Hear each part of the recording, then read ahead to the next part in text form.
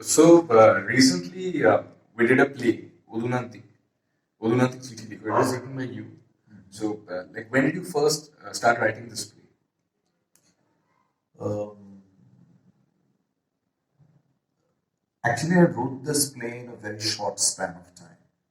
So it's not that I started writing like long back and then I completed it after a year or a month. It's not like that. I think I just took a week's time to write that particular play. But definitely the thoughts grew through time. And as far as I remember, then I was working for Life Insurance Corporation and I was posted in Boshihat. A decade back or something. Yeah, more than a decade. It's like around 2000. Yeah, 2003, 4, something like that. More than a decade. It's like 2 decades almost.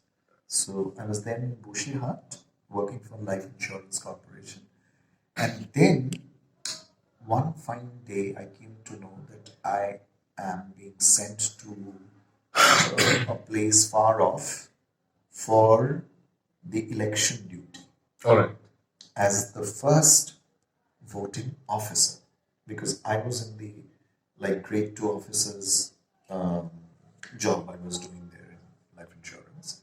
And so the kind of responsibility we had is like managing the entire booth. Okay. So I will be responsible. And that was my first election duty. And even the traveling was very interesting because I had to take a boat, and then it was pretty. The boat ride was for almost an hour or so.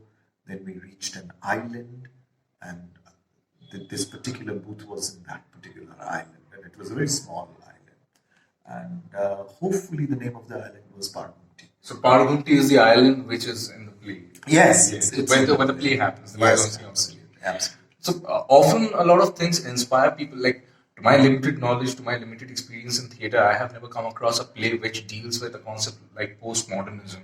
So what actually inspired you to write about postmodernism or think of constructing a play about postmodernism in the first place?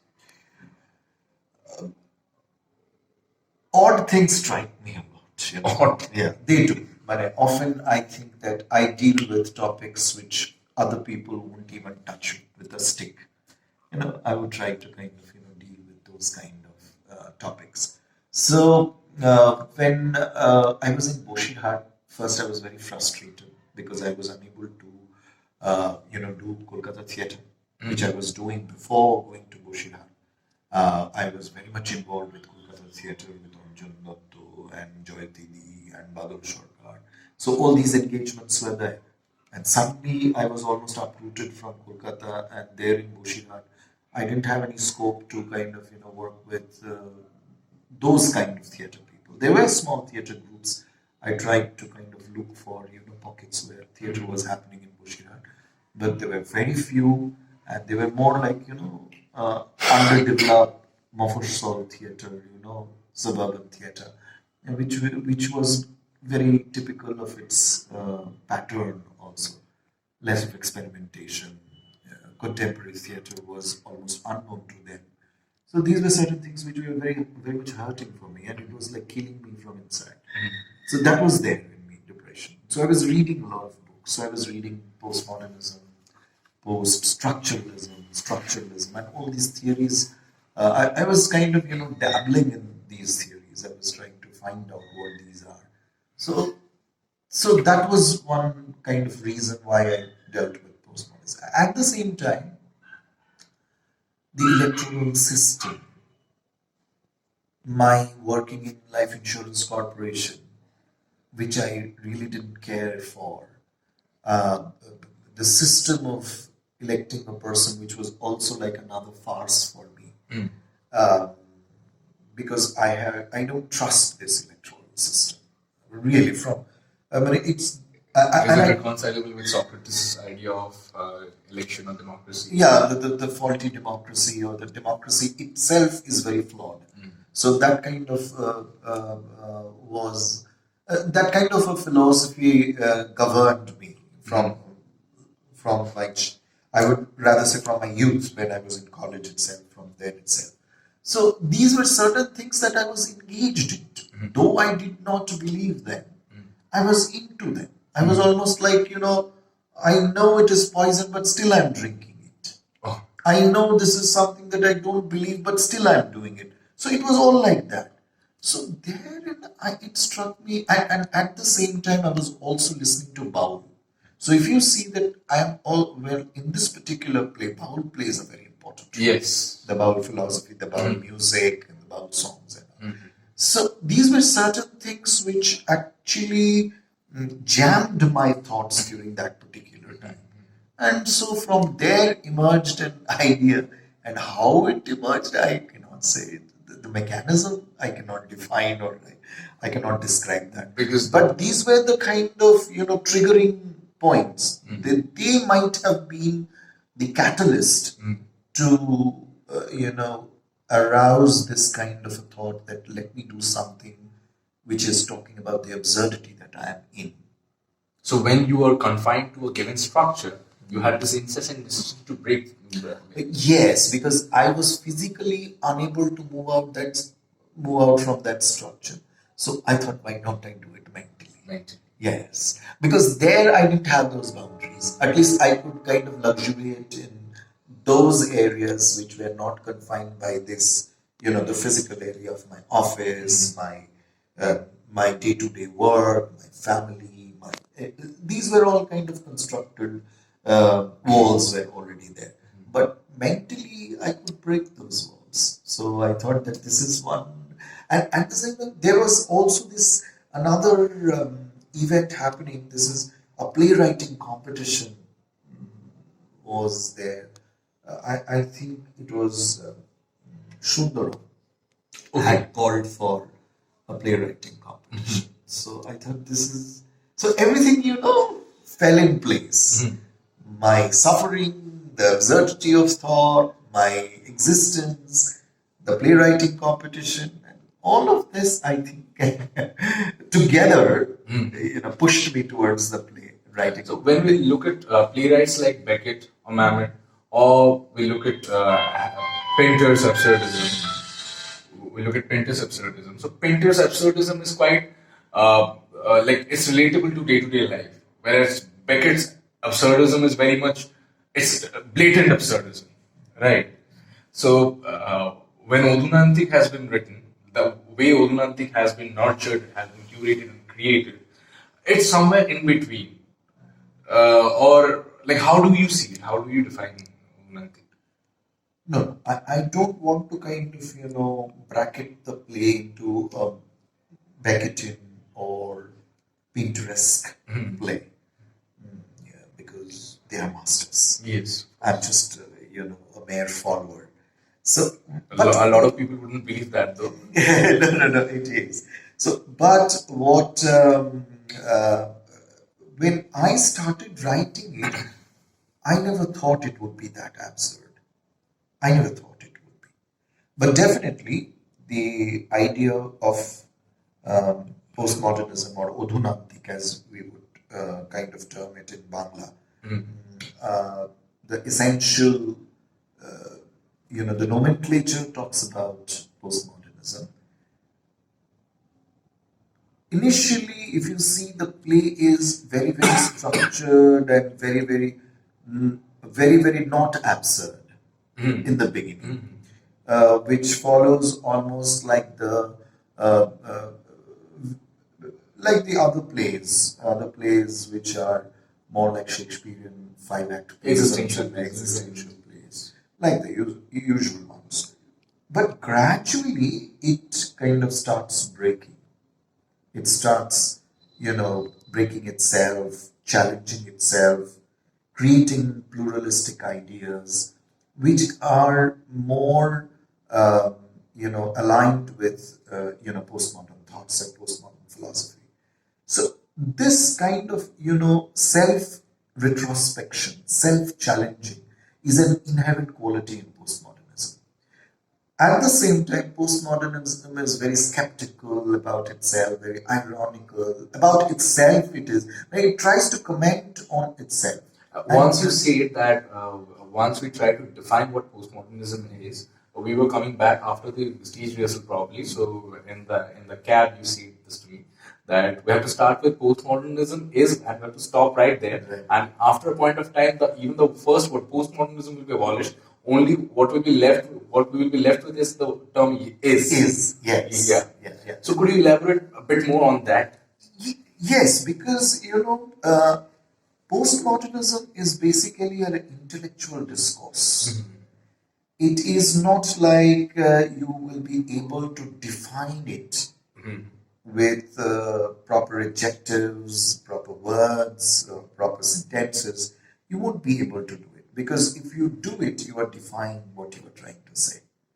If you give a structure to the word postmodernism itself, that means you are unable to kind of establish theism, establish the belief that there is in postmodernism.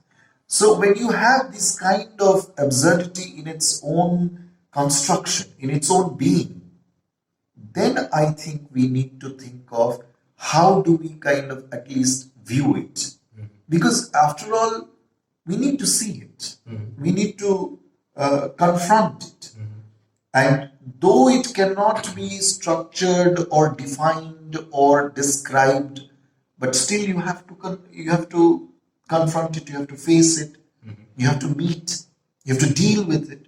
So when this is required, then I think instead of using nouns and pronouns and adjectives, is the verb, which is the active element in a sentence. That is what actually could kind of hold the thing. And so I thought that instead of using the noun postmodern, the verb that follows is more elementary and is more active to define that. So I thought that is something that can define it. Maybe it also fails. Is cannot also define, but is a threshold, is a door. It opens the door, it opens the window. And now the viewing has to be done through that window, or maybe through that door. It exists. But it is. So it is removed, so is there. So be or is, a verb like that is more apt and more, I think, compatible with postmodernism. The idea, the root idea of postmodernism, while I was researching about the character, I was reading about postmodernism, getting to know more and more about postmodernism. I got to know that when the world has seen the Great War, had the total war, the First World War and the Second World War, the entire concept of humanity was brought down to its knees, and they understood that structure, like anything you try to put it in some structure, it will transcend that, or it will fail to stay in that structure, and there will be the structure is going to pulverize. Eventually, it's going to wane away. So postmodernism is something which will transcend structure. So yet, while creating a play, you have to maintain a structure and everything. So don't you think it refutes the idea? So that is what I said, that the initial part or the beginning of the play, there is a structure. And then how the structure breaks and how it kind of gives away to the time that we are talking about is what the play is all about. So you see the disintegrating of the structure. You see the deconstruction. You see the structure, what is happening in post-structural. You can look at it in a post-structural way. A post-structural lens can be used to see the later part of the play. So rather, the play is not postmodernism through and through. It is like entering the world of postmodernism. It's like what Adhunantik is. And if you see in the play also, there is this dialogue, this discourse, or this debating happening, that what postmodernism is actually. And there is a conflict. There is a continuous conflict between the characters, between the designing of the play, between the scenes. And so throughout the play, it is trying to locate what postmodernism is. And that is why it has this rhizomatic movement. That it is moving from one into, it's not very linear. It's not going from up to hierarchical, or it has a vertical kind of a structure, or it doesn't have a horizontal structure. It's quite sporadic. It moves all around, almost like algae. It is moving. and you don't know where the play is going. So at the end also, it's a very open-ended play. You see the play never ends. And we never know also where the play would end in one particular show, what will happen in the next show. And it's so, but the most interesting part is it's not totally improvised. We start with the structure, we start with the text, we start with defined characters, but gradually we start kind of, giving pluralistic appearance to all these characters and the structure of it. So everybody can be everybody. And we see it right from the beginning that every character has their opinion about postmodernism. They are trying to decipher postmodernism in a deep trial method. And they're all failing. Yeah, they're all failing. Eventually, it unfolds in a way which cannot be fathomed, cannot be. Yes, and more, if you see it also, that we don't know who is who. Like, those characters, like you named it. What was his name? The man who was carrying the girl with Vidyapati Jain? Upendra Kishore. Like, who is Upendra Kishore? Is that particular Vidyapati's role Upendra Kishore? Or the guy who is playing Adhunantik, he is Upendra Kishore? Or someone else can also be Upendra Kishore? Or Upendra Kishore is nowhere, only the name exists. So, what happens? Initially, we have a defined Upendra Kishore, but gradually, Upendra Kishore, like a virus, it spreads across everybody, and everybody has that Upendra Kishore element in him. And I kind of feel like it's not just about Upendra Kishore, about all of the characters. They also spread. They have also kind of, they spread their, what do you call, their existence into other characters also, in bits and pieces, somewhere in a major way, somewhere in a smaller way. So this is I kind of have a question. When we are talking about this universal consciousness that we are a part of, and recently in quantum physics there has been new discoveries which can prove that electrons have both particle and wave nature. Correct. Talking about that when observed, the dual nature. Exactly. But there has been recent experiments which prove that when observed, electrons don't show the wave nature; they show the particle nature. So it proves that the electrons have some sort of consciousness also. This somehow opens the gate for opens the possibility of an almighty or a universal consciousness or something, of which we are a part of, and we will always remain to be a part of. Is postmodernism somewhat like this, or it cannot be defined because it is? Yes, the question itself would be flawed, and if I also try to define and say that this is what postmodernism, I think then we also refute what we are trying to establish. But if you see that the pattern of existence, as you say, or what existence is like, what is the reality of existence? How do you describe existence?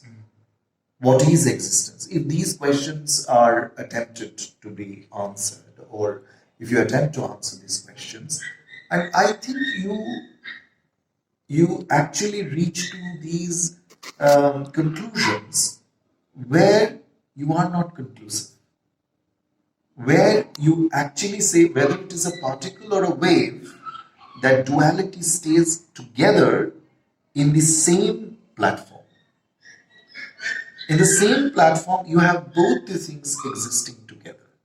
So when both the things exist together, you are not very sure that what it is. Whether it is a particle or is it just a wave, or it is both particle and wave. You cannot also say that too. You cannot also say that it is both, because you never know. You are not very. So even in philosophy also, there is a very interesting philosophy by Chaitanya where he says, Bheda Abheda. There is difference and there is similarity. And you don't know that when the difference exists and when it is similar. So both this difference and similarity exists parallelly in us. So these philosophies, which if you go in depth and we discuss, maybe later we will discuss, we will see that this kind of pluralistic thoughts, multiplicity of, multiplicity of vision, I would say, multiplicity of conceptualization, multiplicity of looking at a particular thing, deciphering a particular thing in multiple ways. So all these, multiple possibilities. When you talk about these things, I think you actually discuss postmodernism. You discuss postmodernism. So postmodernism is when you open all the doors. In Jain philosophy also there is something called anikantavad. And anikant, where the end is multiple endings. Multiple endings. And it's like the play that we were doing. Yes. And anikantavad has some kind of congruency with postmodernism. There are multiple ends, and life itself is like that. It's not like, very defined multiple choice answer where you say, okay, this is the one that you are right. There are many. There are more ways. Sure, there are more ways. So I think even Ramakrishna, there are so many examples where Ramakrishna is saying, how do you define God? So he's saying that this is like a very short story I will tell you. Now this man who is actually sitting up on a tree, and there is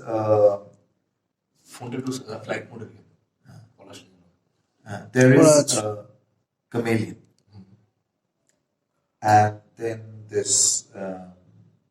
there is group of people, one by one, they come under the tree, and they actually, Ramakrishna is saying, they're all coming to kind of, to shit there. Okay. They're coming under the tree and they're shitting, and then so once when they are actually, in their while they are sitting there and shitting, they're also looking up and they're seeing this, this lizard there, and they're saying this lizard is changing colors. So one guy sees, okay, so this lizard is a red colored lizard. So he goes and kind of tells I saw the red lizard when I was actually under the tree shitting. So he said, okay, is it? I'm also going there, let me see. So he goes there and he sees it's, no, it was not red, it was green. He goes and tells him, it was not red, it is green. Then someone else comes and he says, no, it's purple. And so it keeps on. So everybody sees the same lizard, but the lizard has multiple colors. Nobody was able to kind of, give the accurate definition of that lizard, what color it was. The guy who was sitting on the top, he could see. He could see that the lizard is of multiple colors, and there are more that he couldn't see. Because after some time he had to go down, and then he had to leave the tree and he had to go.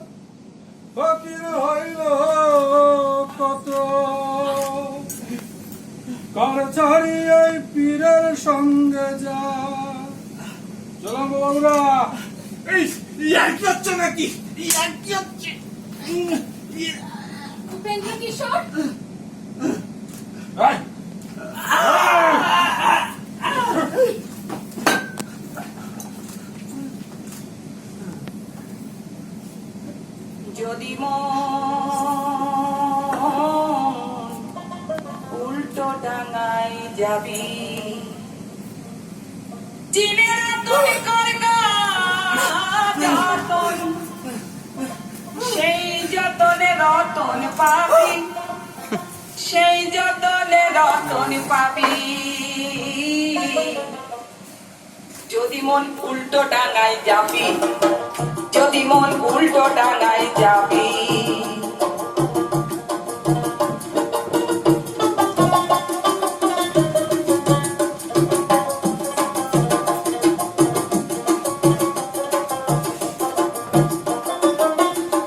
তোর নৌকায় আছে শব্দ তালা বুঝে নে তার যাবি তালা খুলে পাবি রে তখন